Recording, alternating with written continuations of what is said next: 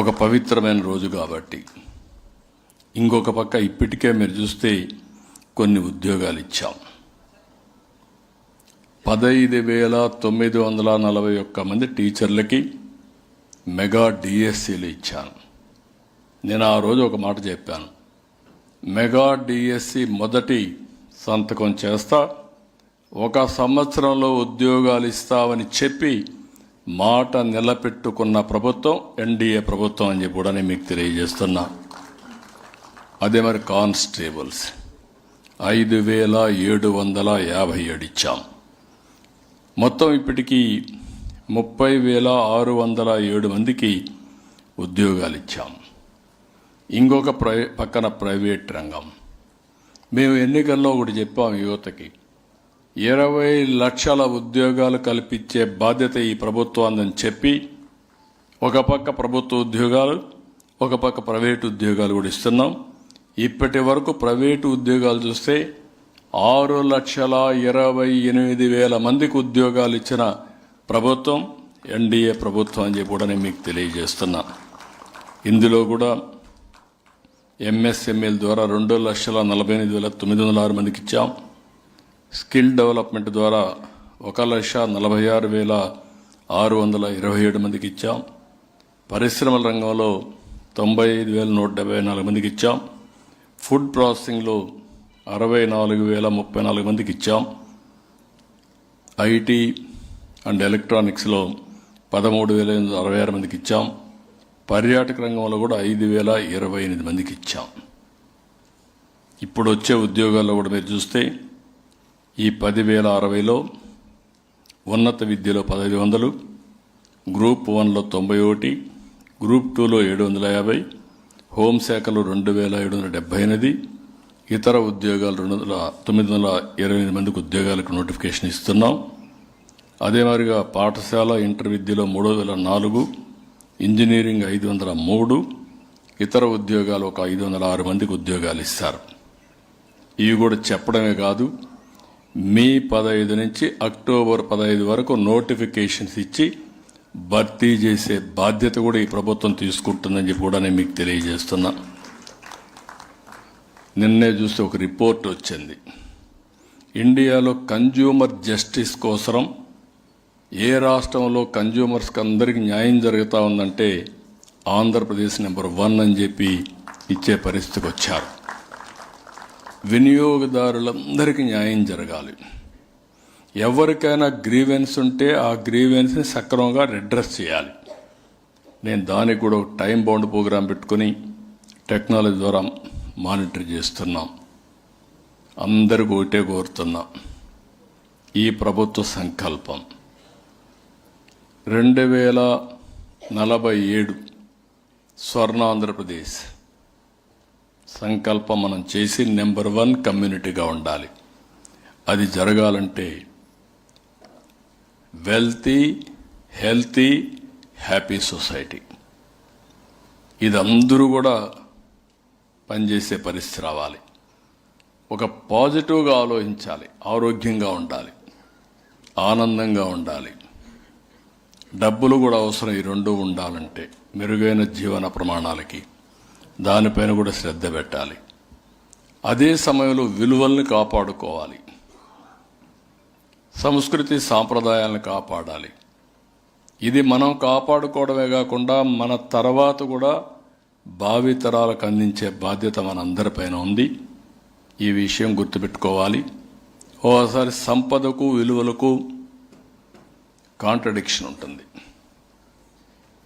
సమస్యలు మనం ఒకసారి చూస్తాం. డబ్బులు వస్తే విచ్చలవిడితనం వస్తుంది, డబ్బులు వస్తే వ్యసనాలు వస్తాయి, వ్యసనాలు వచ్చిన వాళ్ళు పతనం అవుతారు.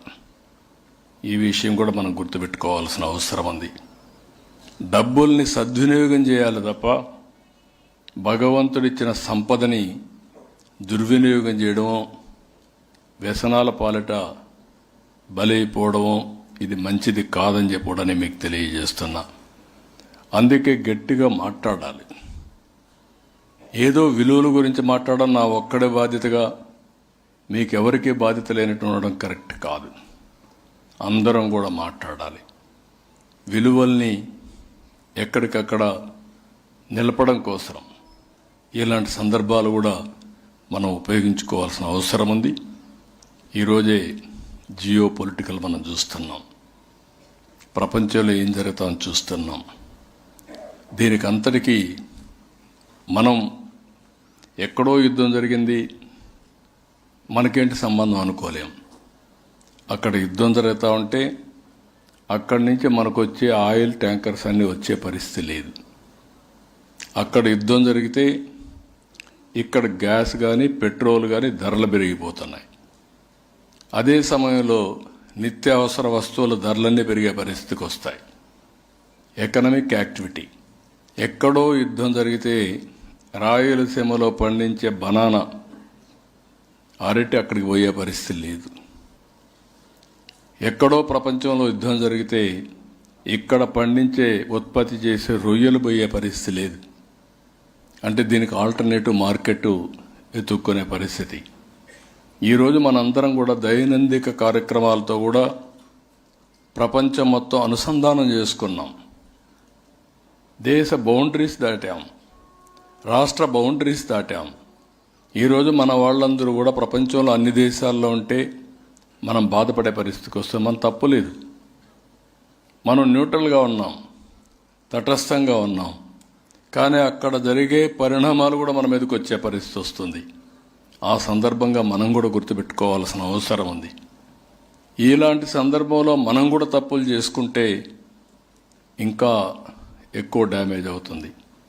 అట్లా కాకుండా మన ప్రాంతంలో మన తప్పులు చేయకుండా బయట పరిస్థితులు అనుకూలంగా లేనప్పుడు దాన్ని సమర్థవంతంగా ఏ విధంగా ఎదుర్కోవాలో ఎదుర్కొంటేనే మనం నిలదొక్కోగలుగుతాం, మళ్ళీ రాణించగలుగుతామని చెప్పి కూడా నేను మీకు తెలియజేస్తున్నా.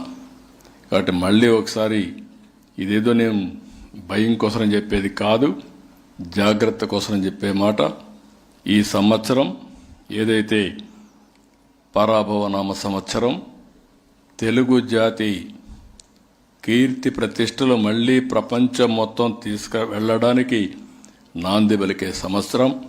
ఈ సంవత్సరం అందరినీ ఇక్కడుండే వాళ్లే కాదు, ఇక్కడుండే కళాకారులే కాదు, రాష్ట్రంలో ఉండే ప్రతి ఒక్కరిని, ప్రపంచంలో 2 రాష్ట్రాల్లో ఉండే తెలుగువారిని, ప్రపంచంలో ఉండే తెలుగువారందరూ కూడా ఒక సంకల్పం చేయాలి.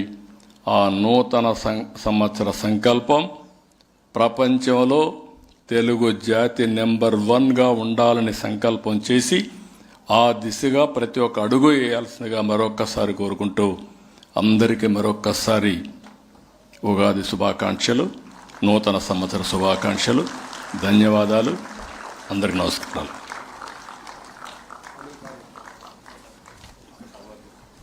అనేక ధన్యవాదాలు మన ముఖ్యమంత్రి వర్యులకి. వారు చెప్పినట్టుగా ఏపీ 2.0 వెర్షన్తో ఆంధ్రప్రదేశ్ని ప్రపంచ పటంలో నెంబర్ 1గా నిలపబోతున్నందుకు మనందరికీ ఎంతో ఆనందం. గట్టిగా మీ కరతాళధులతోటి మన ముఖ్యమంత్రి గారికి ధన్యవాదాలు చెప్పాలి, ఇంకా గట్టిగా. Thank you very much sir. ఇప్పుడు మీ కరకమలాల మీదుగా కళాకారులకి, వివిధ రంగాల్లో నిపుణులకి ఆంధ్రప్రదేశ్ ప్రభుత్వం పక్షాన కళారత్న పురస్కారాల ప్రదానం. మొట్టమొదట ఆచార్య మన్నవ సత్యనారాయణ గారిని వేదికొచ్చి పురస్కారాన్ని స్వీకరించవలసిందిగా మనవి. గుంటూరు జిల్లా నుంచి సాహిత్య విభాగంలో ఆచార్య మన్నవ సత్యనారాయణ గారు. తర్వాత పేర్లు కూడా మనవి చేస్తాను సిద్ధంగా ఉండటం కోసం. డాక్టర్ ఆర్య పద్మనాభరావు గారు, డాక్టర్ నాగభైరవ, తీయగూర సీతారామిరెడ్డి, డాక్టర్ దామెర వెంకట సూర్యారావు. ఈ 5 సిద్ధంగా ఉండండి సార్. మొదట ఆచార్య మన్నవ సత్యనారాయణ గారు. సాహిత్యంలో వారు చేస్తున్నటువంటి కృషికి గాను వారు నిజానికి విజువల్లీ ఛాలెంజ్డ్ అయినప్పటికీ సాహిత్యం పట్ల ప్రత్యేకమైనటువంటి మమకారంతో ఒక ప్రొఫెసర్గా విశిష్టమైనటువంటి భూమికను పోషించిన పెద్దలు ఆచార్య మన్నవ సత్యనారాయణ గారు వేదిక విచ్చేస్తూ ఉన్నారు. పురస్కారం స్వీకరించడానికి ముఖ్యమంత్రి గారు తమ యొక్క ఆదరణతోటి వారిని సత్కరిస్తారు. రండి సత్యనారాయణ గారు, స్వాగతం మీకు.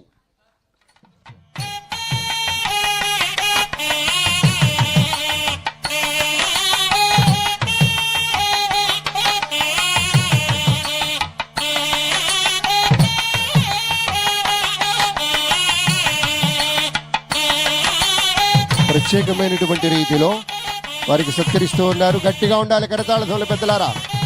2 కళారత్న పురస్కారం డాక్టర్ ఆర్ఏ పద్మనాభరావు గారు. ఆకాశవాణి దూరదర్శన్కి సంబంధించి డిప్యూటీ డైరెక్టర్ జనరల్గా సమున్నత పదవిలో విశిష్ట భూమిక పోషించారు. అనేక అద్భుతమైనటువంటి అవధానాలు చేశారు, పుస్తకాలు వ్రాశారు గౌరవనీయ డాక్టర్ ఆర్ఏ పద్మనాభరావు గారు. మీడియా అంతటికీ కూడాను గర్వకారణమైనటువంటి రీతిలో ఎన్నో రకాలైన సేవలు చేస్తున్నటువంటి ఇప్పటికీ కూడాను విశేషంగా ముఖ్య భూమికతోటి పోషిస్తున్నారు సాహిత్య రంగంలో. వారి యొక్క పాత్ర అనుపమానం. డాక్టర్ నాగభైరవ ఆదినారాయణ గారు ప్రకాశం జిల్లా నుంచి సాహిత్య విభాగంలో పురస్కారం అందుకోవడానికి ముందుకు వస్తున్నారు. డాక్టర్ నాగభైరవ.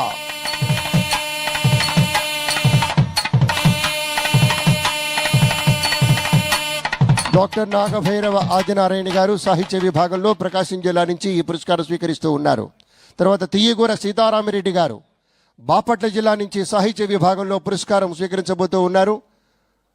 ఆనం రామనారాయణ రెడ్డి గారు శాలువతో సత్కరించారు. హంసను గౌరవ ముఖ్యమంత్రి వర్యులు బహుకరిస్తూ ఉన్నారు. అలాగే కందుల వారు కూడా సత్కరిస్తూ ఉన్నారు ప్రత్యేక అంగవస్త్రంతో.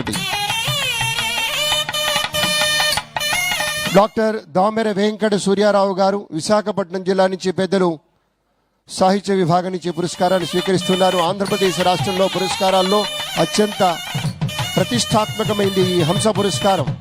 అటువంటి పురస్కారాన్ని స్వీకరిస్తున్నటువంటి పెద్దలు దామెర వారు. తర్వాత రాళ్లపల్లి విఎస్ సుందరం గారు, ఆర్వీఎస్ సుందరం గారు సుప్రసిద్ధులు వారు సాహిత్య విభాగం నెల్లూరు జిల్లా నుంచి ఈ పురస్కారానికి ఎంపికైనటువంటి పెద్దలు ఆర్వీఎస్ మాస్టర్ గారు. ఒక సాహితీకారుడిగా సాహిత్య రంగానికి సంబంధించి వివిధ పార్శ్వాలలో తన ప్రతిభను చాటినటువంటి పెద్దలు ఆర్వీఎస్ సుందరం గారు సత్కారం అందుకుంటున్నారు. తదుపరి చిన్ని నారాయణరావు గారు, మళ్ళీ నెల్లూరు జిల్లా నుంచి సాహిత్య విభాగం చిన్ని నారాయణరావు గారు. గట్టిగా ఉండాలి కరతాళ ధ్వనులు. మీ రౌండ్ వచ్చేటప్పుడు కూడా అలాగే మౌనంగా ఉంటే బాధేస్తుంది. గట్టిగా చప్పట్లు కొడదాం, అభినందిద్దాం పెద్దల్ని. చిన్ని నారాయణరావు గారు. తర్వాత రొక్కం కామేశ్వరరావు గారు గుంటూరు జిల్లా నుంచి సాహిత్య రంగంలో గౌరవనీయ రొక్కం కామేశ్వరరావు గారు ఆకాశవాణిలో అనేక సంవత్సరాల పాటు ప్రోగ్రాం విభాగంలో ఉన్నత స్థాయిలో సేవలు అందించారు. రొక్కం కామేశ్వరరావు గారు, వారికి అభినందనలు. పెద్దలు ఇప్పుడు డాక్టర్ తాడేపల్లి లోకనాథ శర్మ గారు కర్ణాటక సంగీతంలో గాత్రానికి సంబంధించి ముందుగా సత్యవాడ సోదరీమణులు వచ్చారు. ఆ సోదరీమణులు ఇద్దరు కూడాను అటు సంగీతము సాహిత్యము రెండింటిలోనూ అనుపమానమైనటువంటి కృషి వారిది. విజువల్లీ ఛాలెంజ్డ్ అయినా కూడా ప్రత్యేకమైనటువంటి రీతిలో వారి పరిశ్రమను ఇప్పటికీ కొనసాగిస్తూ చక్కగా రేడియో కార్యక్రమాలు అన్నీ వింటూ స్పందన తెలియచేస్తూ రేడియోకి అనేక నాటకాలు, కవితలు, కథానికలు రాసినటువంటి గౌరవనీయ సోదరీమణులు సత్యవాడ సోదరీమణులుగా పేరు ప్రఖ్యాతులు గడించారు రఘునాథమ్మ గారు, శ్రీకుమారి గారు. ఆ తల్లులిద్దరికీ వందనాలు. తర్వాత సీనియర్ కళాకారులు లోకనాథ శర్మ గారు, doctor Tadepalli Lokanatha Sharma senior most కళాకారులు. గాత్ర విభాగంలో తమ యొక్క గాత్ర మాధుర్యంతో ఎందరెందరో ప్రశిష్యుల్ని అందంగా తీర్చిదిద్దినటువంటి ఘనత మాస్టర్ గారు లోకనాథ శర్మ గారు. ఎన్టీఆర్ జిల్లా నుంచి ఎంపికైనటువంటి పెద్దలు. మన విజయవాడ పట్టణంలో వారు తెలియని సంగీత కళాకారులు ఉండరు. అంత గొప్ప మేధావి సంగీత ప్రాజ్ఞులు గౌరవనీయ డాక్టర్ తాడేపల్లి లోకనాథ శర్మ గారు. తరువాత కర్ణాటక సంగీత విభాగంలో హైదరాబాద్ నుంచి ఫ్లూటిస్ట్ వేణుగాన కళాకారిణి డాక్టర్ జయప్రద రామ్మూర్తి గారు ముందుకు వస్తున్నారు సత్కారం అందుకోవటానికి. లోకనాథ్ శర్మ గారికి శుభకామనలు. పెద్దలందరూ సత్కరిస్తూ ఉన్నారు. ఇప్పుడు జయప్రద రామ్మూర్తి గారు వేణుగాన కళాకారిణిగా అద్భుతమైనటువంటి ప్రతిభతోటి ప్రభతోటి వారి అమ్మగారి అయినటువంటి ప్రేమారామ్మూర్తి గారి దీవెనలు నిండుగా ఉండి తన యొక్క ఈ ప్రపంచంలో వేణుగాన విద్యలో తనకు తానే సాటి అన్నట్టుగా నాటి రోజుల్లో నీలా కుంజమణి అని పేరుండేవాళ్ళు మహిళామణులు వేణుగానంలో తక్కువ మంది ఉంటారు. అటువంటి జయప్రద రామ్మూర్తి గారు చక్కటి ప్రతిభతోటి ఈ పురస్కారానికి ఎంపికయ్యారు. మాధవపేది సురేష్ చంద్ర గారు, మాధవపేది సురేష్గా మనందరికీ బాగా చిరపరిచితులు. మన ఈ విజయవాడ పట్టణంలోనే వారి బాల్యము వారి చదువు అంతా సాగింది. నేపథ్య గాయకులుగా వాద్య కళాకారుడిగా ప్రత్యేకమైనటువంటి వారి సేవకు గాను ఆంధ్రప్రదేశ్ ప్రభుత్వం వారికి సత్కారాన్ని అందజేస్తూ ఉంది. తర్వాత హరిరామ్మూర్తి గారు ముందుకు రావాలి.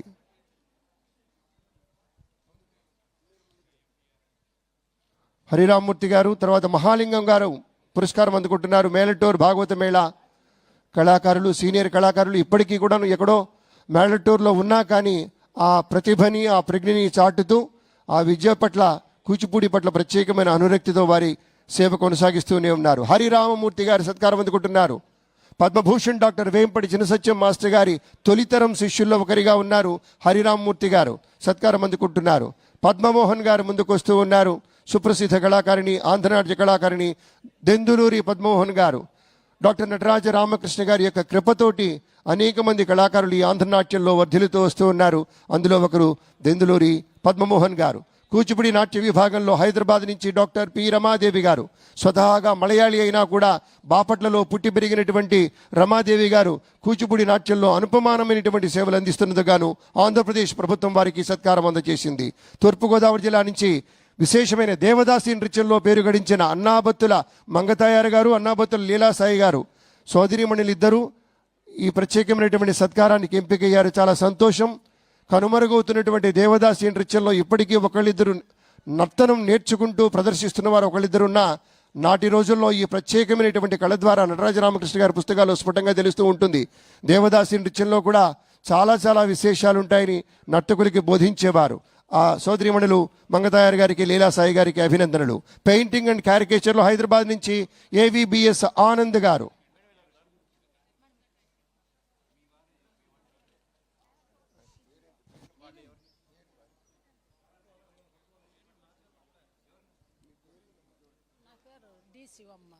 శివమ్మ గారు సత్కారం